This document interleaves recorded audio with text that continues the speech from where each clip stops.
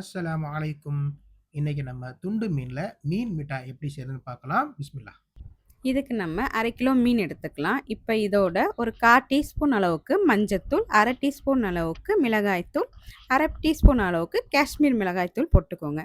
கொஞ்சோன்னு ஒரு 1/2 டீஸ்பூன் அளவுக்கு இஞ்சி பூண்டு விழுதையும் சேர்த்துக்கோங்க.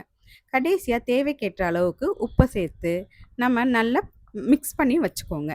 மிக்ஸ் பண்ணிவிட்டு கொஞ்சோண்டு தண்ணி ஆட் பண்ணி அதையும் மிக்ஸ் பண்ணி நல்லா மேரினேட் பண்ணி பக்கத்தில் வச்சுக்கோங்க.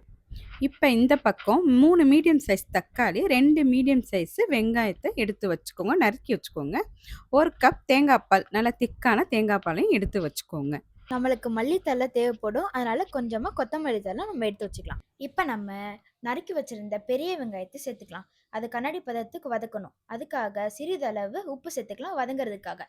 நல்லா அதை கண்ணாடி பதத்துக்கு வதக்கிட்டு எடுத்து வச்சிருங்க.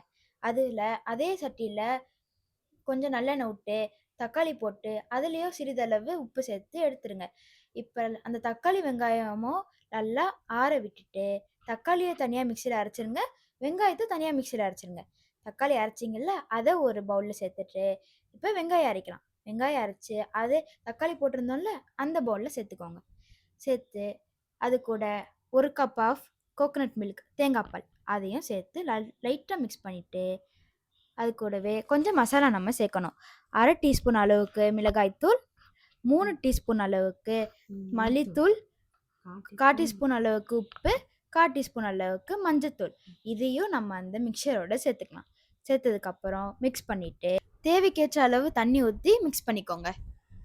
இப்போ நம்ம ஒரு சட்டியில் 75 ml நல்லெண்ணெய் ஊற்றிட்டு அதில் நம்ம எடுத்து வச்சுருந்த வெங்காயம் தக்காளி மிக்ஸ் எடுத்து ஊற்றிக்கலாம். இதை நம்ம மூடி போட்டு சிம்மில் கொதிக்க வச்சுக்கணும். இந்த பக்கம் நம்ம மீன் எப்படி பொரிக்கிறதுன்னு பார்த்துடலாம். அதில் தேவையான அளவு கடல் எண்ணெய் ஊற்றிக்கிட்டு ஏற்கனவே மேரினேட் பண்ணி வச்சுருந்த மீன் எடுத்து நம்ம இதில் பொரிச்சுக்கலாம். அரை பொரிச்சா போதும், முழு பொரிச்சா பொரிக்கக்கூடாது.